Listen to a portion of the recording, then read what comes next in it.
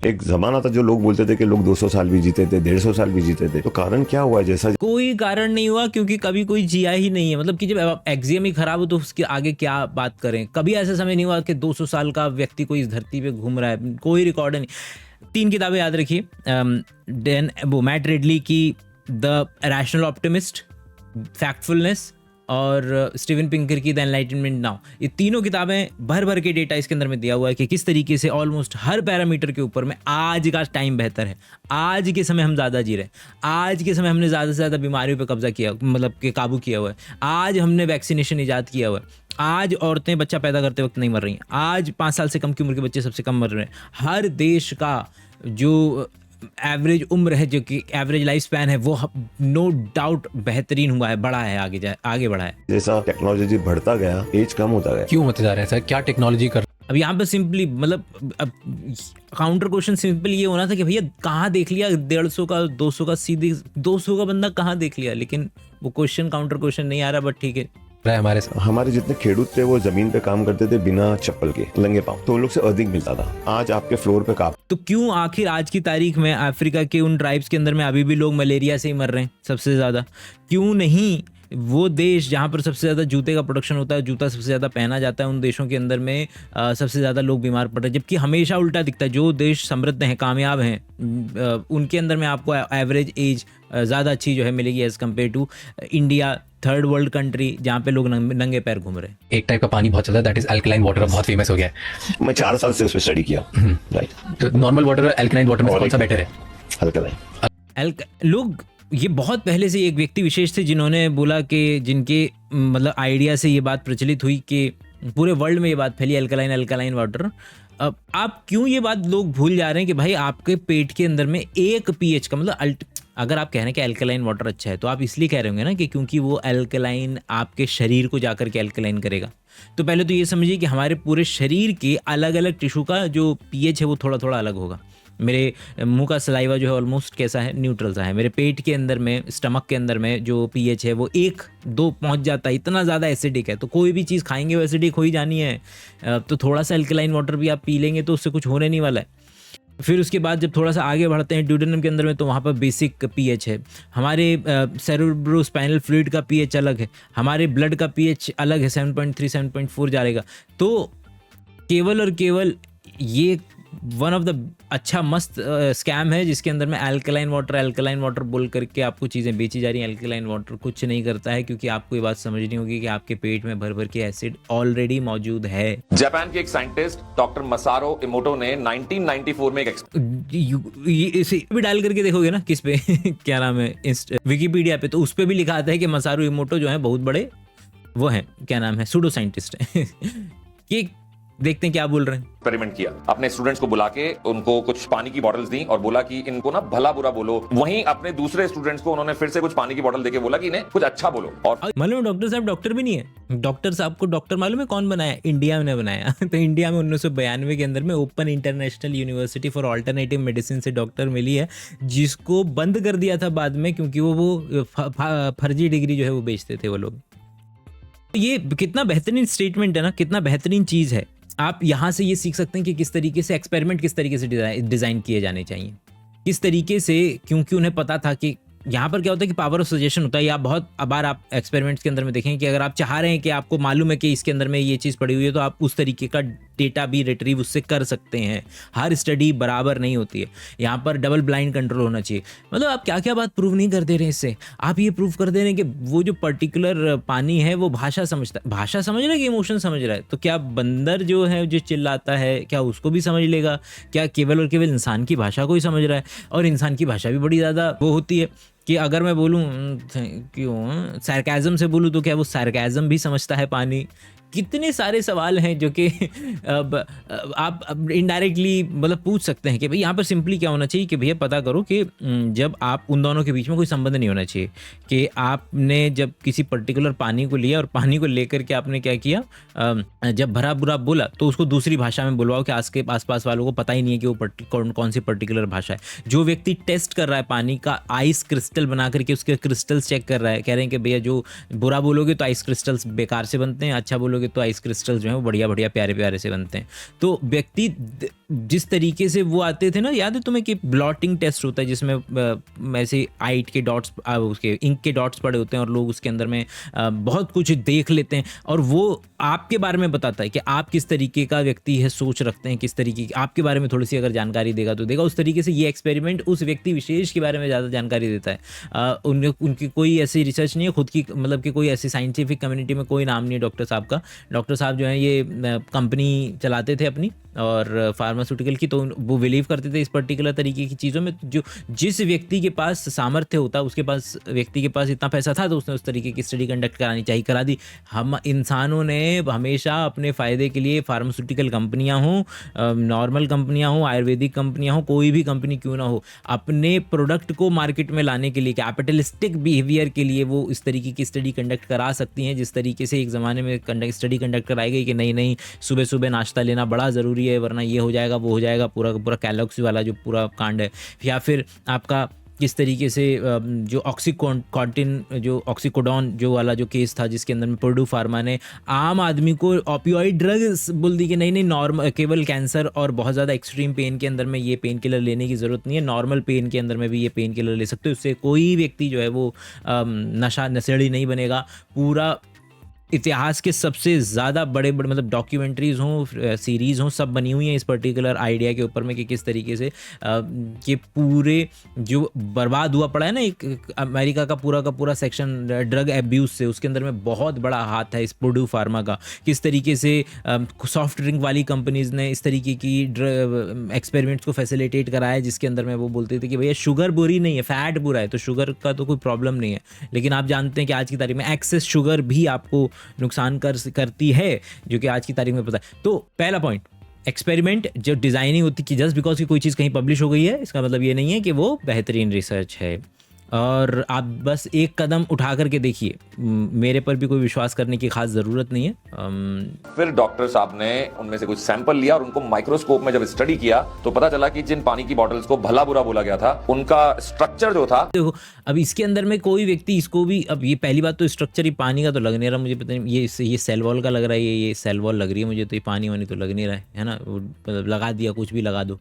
कि ice crystals जब बनते हैं भाई, आइस क्रिस्टल्स इतने ज़्यादा इंडिपेंडेंट होते हैं और उनके अंदर में कुछ फालतू के आइस क्रिस्टल भी दो, ऐसे आइस क्रिस्टल भी दो जो कि, और तो कितनी प्यार से ये बात डिबंक हो सकती है। बट ठीक है, आई होप के क्योंकि सभी चीज़ें स्पेक्ट्रम पे होती हैं तो नहीं चमका होगा। आगे बढ़ते हैं।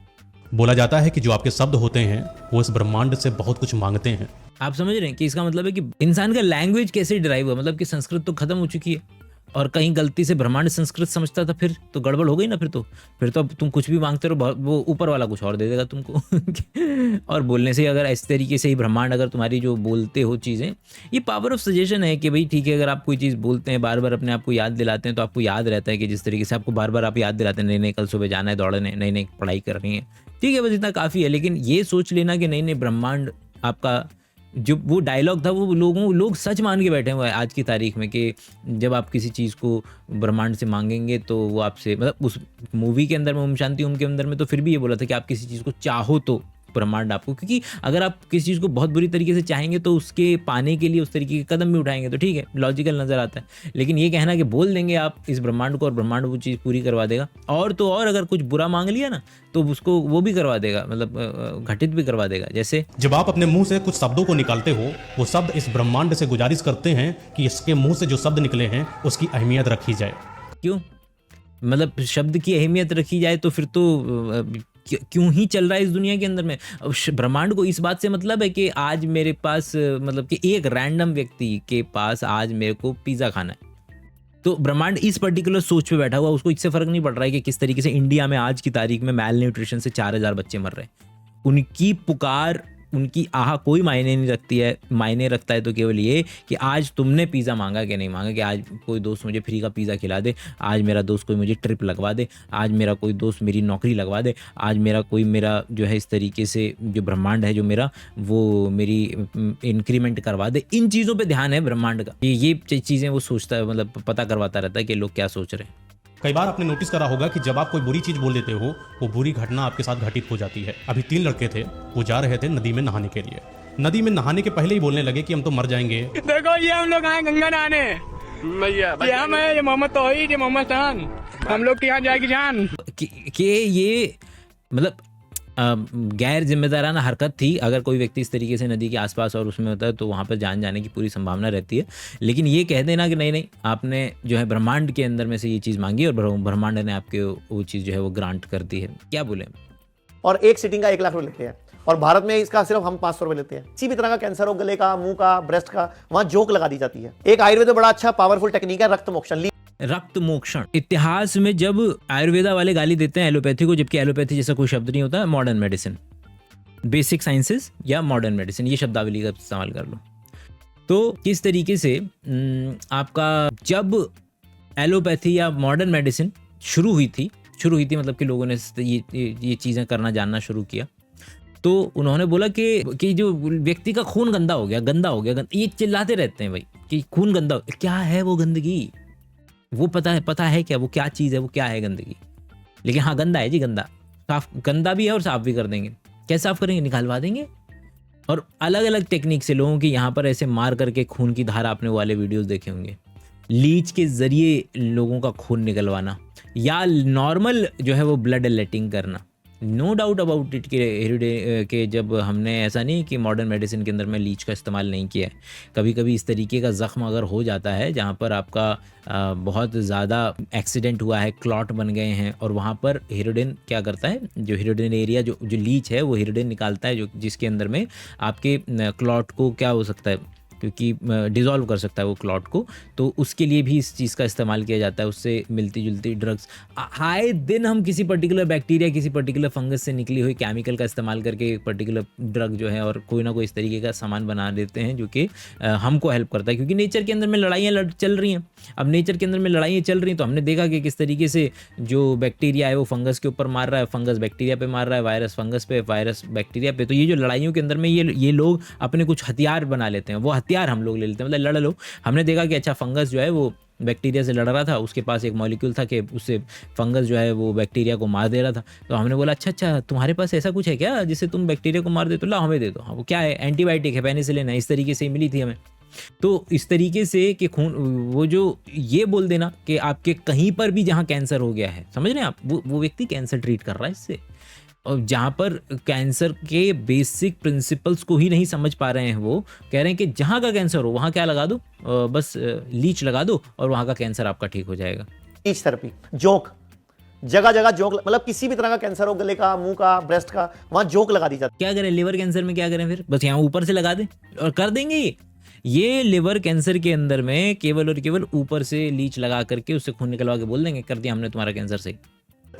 जोक इतना इंटेलिजेंट प्राणी है, वो सारा गंदा खून चूस लेती है और अपनी लार बॉडी में डाल देती है। उसको कोई फर्क नहीं पड़ता, वो जिंदा रहना चाह रही है और किसी मच्छर की तरह जो अपने बच्चे के अंडे के लिए न्यूट्रिशन लेना चाहता है वो, या अपने लिए न्यूट्रिशन लेना चाहता है, उसी तरीके से इस तरीके से जो आपका जोंक भी एग्जिस्ट करती है, जो कि पैरासाइट है, एक्टो पैरासाइट की कैटेगरी में आते हैं, जो किसी भी पर्टिकुलर जानवर पे, किसी पर्टिकुलर जिस तरीके से टिक्स होती हैं, जिस तरीके से उस तरीके से किसी भी जानवर पे लटक करके और उसका खून पी करके ये पर्टिकुलर अपना न्यूट्रिशन प्राप्त करती हैं, और ये भी इसी पर्टिकुलर कैटेगरी के अंदर में आता है। ऐसा नहीं है कि ऊपर वाले ने बैठ करके हमें बनाया, पहले तो कैंसर बनाया कि अच्छा लोगों को कैंसर देते हैं, अरे सर इनको कैंसर बना दिया तो इसका कुछ इलाज भी दे दीजिए।